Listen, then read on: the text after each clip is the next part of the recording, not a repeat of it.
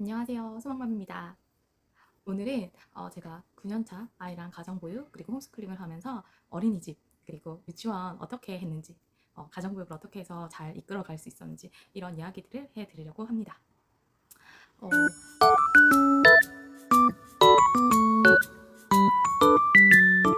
어, 사실 오랫동안 이제 아이를 데리고 있다 보면 그리고 집에서 아이를 돌보다 보면 갑자기 현타가 올 때가 있잖아요. 그러니까 좀 지칠 때가 생기거든요. 엄마의 자리가 무겁게 느껴지거나 나한테도 좀 휴식이 필요하거나 이럴 때가 있는데 저도 처음에 진짜 많이 고민을 했어요.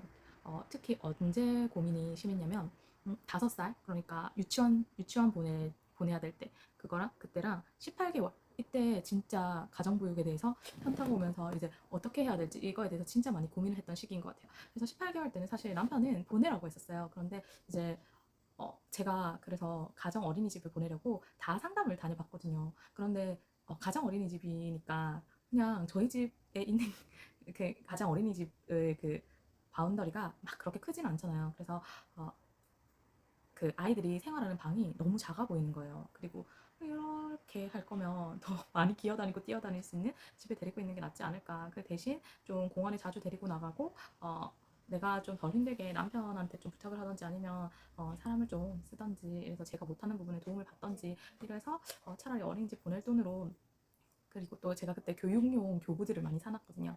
그래서 그거를 활용해서 아이한테 좀 많이 가르치거나 이렇게 하는 게 더 좋지 않을까? 이 생각을 많이 했던 것 같아요. 그래서 18개월 때는 그렇게 좀 극복을 했고, 그리고 4월에는 제가, 4살 때는 아이를 보냈어요. 어린이집에. 그래서 어린이집에 보냈거든요. 그래서 한 5개월 정도, 5개월 정도 그 어린이집에 보냈는데 그 어린이집에 가서 이제 아이가 그 앞니가 그때 빠졌어요. 아빠랑 놀다가 다쳐가지고 앞니가 2개가 빠졌거든요. 그러다 보니까 아이가 뭐 먹을 때라든지 이럴 때 잘게 잘라서 줘야 됐었어요. 앞니가 없으니까 어금니로 씹지만 그게 잘 안 되고 저작 기능이 아직 발달하지 않은 4세 시기였기 때문에.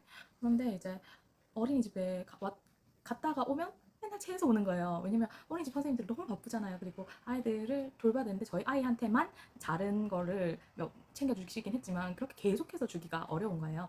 그래서 이제 잘 다니고 있다가 한 그 다음해 5월에부터 5살 때부터 이제 그냥 5살 그 입학 시기 2월 달까지 보내고 10월, 11월, 12월, 1월, 2월 이렇게 보내고 그냥 이제 어린이집을 안 보냈어요.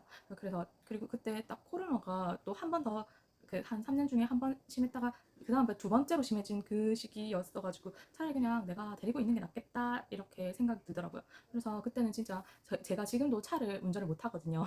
그래서 아이 데리고 그냥 집 근처 공원만 주장창 매일매일 갔던 것 같아요. 그래서 그 유모차 끌고 가서 비둘기 보고 그러든지 아니면은 좀 많이 활동적이니까 아니면 그 진짜 작은 공원이라도 가서 개미 보고 있기나 아니면 뭐 나뭇잎 주워오기 이런 것만 해서 한 10분, 20분, 한 1시간 정도는 바깥 활동을 했던 것 같아요. 그리고 사실 저는 이게 진짜 남편이 지지를 해줘서 가정보육이 가능했어요. 그래서 왜냐면 집이 좀 많이 더러웠거든요. 사실 지금도 깨끗한 집은 아닌데 집 정리를 거의 못했어요. 아이 밥해 먹이고 놀아주고 아이랑 영상을 같이 봤어요. 왜냐면 이제 아이한테 언어 자극을 줘야 되니까. 그런데 그 아이 언어 자극에 가장 좋은 게 엄마의 목소리라고 하더라고요. 그래서 전두엽, 후두엽, 측두엽 모든 뇌의 전체 영역을 자극하는 게 엄마의 목소리이기 때문에 그래서 제가 뭐 영상을 보고 옆에서 말을 계속 걸어줬던 것 같아요. 그래가지고 영상 보면 저기에서 미키가 무슨 말을 하지? 그러면 저기에서 저기 에서 미키가 지금 뭘 먹고 있네? 뭐 이런 식으로 계속해서 이야기를 해줬거든요. 그래서 언어 자극을 주면서 그렇게 하면 하루가 진짜 빨리 갔어요.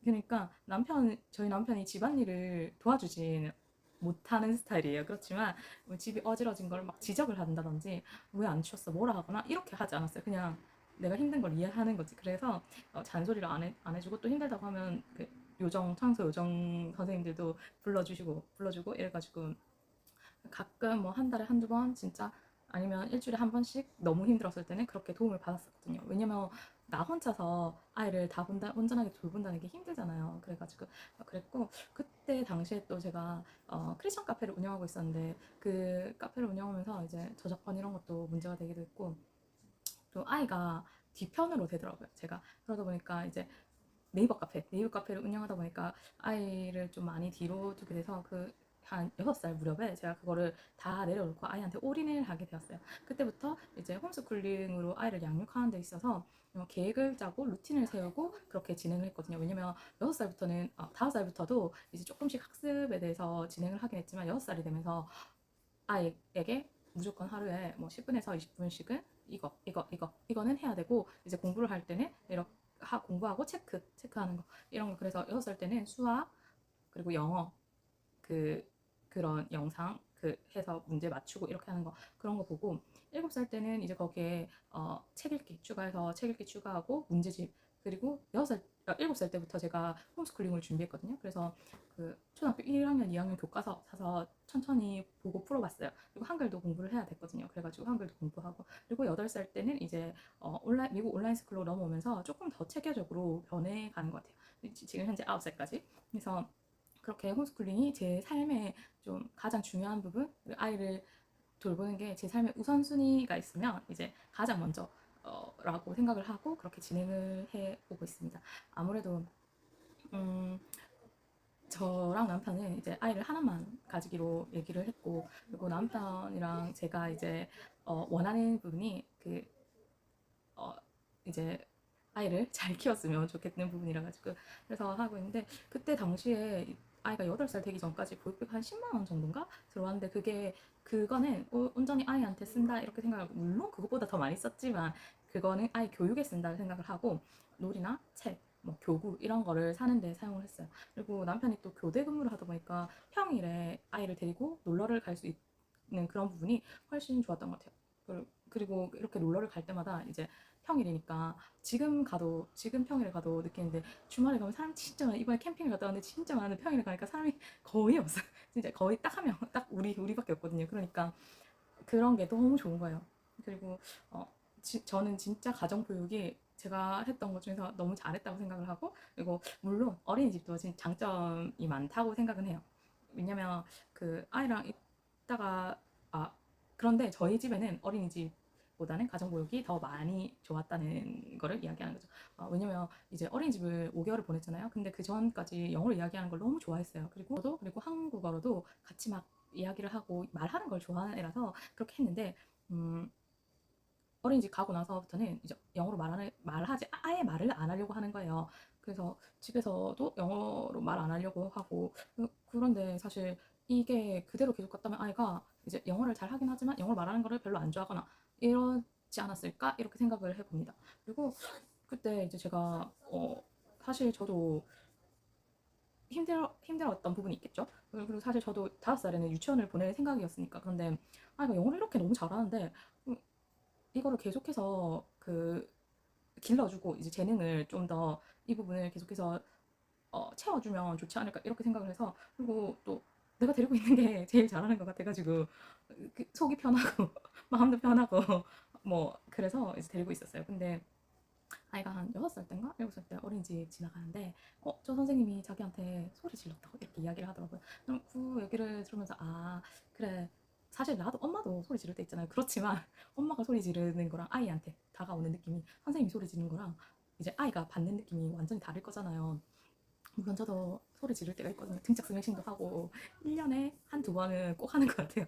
그래가지고 이렇게 제가 목소리를 좀 무섭게 하면 아이가 엄마 무서워 이렇게 하거든요. 그러니까 그렇게 하고, 그래서 제 생각에는 그때 보내지 않고 데리고 있기를 잘했다고 생각을 합니다.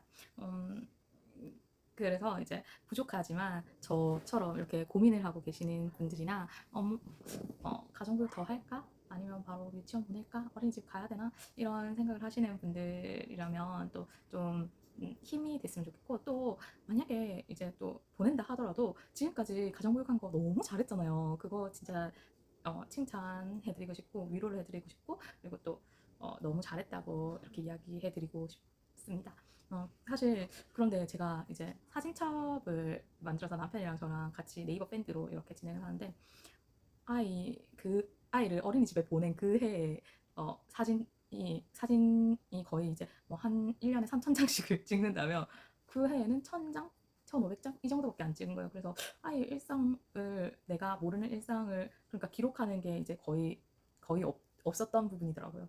그래가지고 그 부분이 조금 아쉽기는 해요. 뭐 그래도 경험했으니까 5개월 경험했으니까 좋다고는 생각합니다. 네, 그래서 아이를 어린이집을 보내든 아니면 가정교육으로 데리고 있든지 많이 그런 부담은 안 가지셨으면 좋겠고 마음을 조금 편하게 가지시고 물론 뭐 데리고 있어도 너무 좋겠지만 아니라도 아이는 정말 잘 자라고 그 계획하심에 따라서 너무 잘 성장할 거라는 걸 믿어 의심치 않습니다. 그렇기 때문에 마음을 조금 편안하게 가지셨으면 좋겠어요. 오늘 제 이야기가 이런 고민을 하시는 분들께 위로가 되거나 아니면 조금 힘이 되기를 바래요. 들어주셔서 감사합니다. 안녕.